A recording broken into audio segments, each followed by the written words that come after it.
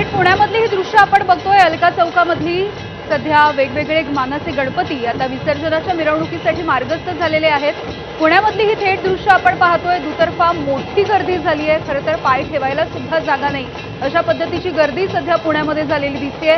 दुसरीकडे लालबागच्या राजाच्या विसर्जनाच्या मिरवणुकीमधली ही दृश्य आपण पाहतो आहोत।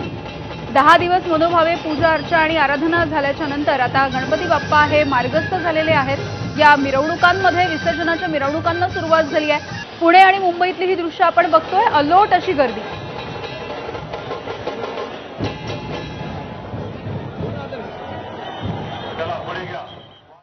तर गणपती बाप्पा मोरया, पुढच्या वर्षी लवकर या असं म्हणत हा सगळा उत्साह एबीपी माझा तुमच्यापर्यंत पोहोचवताय।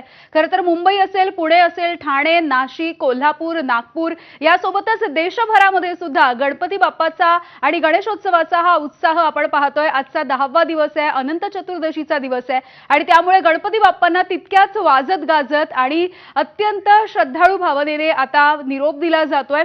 हे सगळं तुमच्यापर्यंत पोहोचवायचंय। सुरुवातीला बघूयात हेडलाईन्स।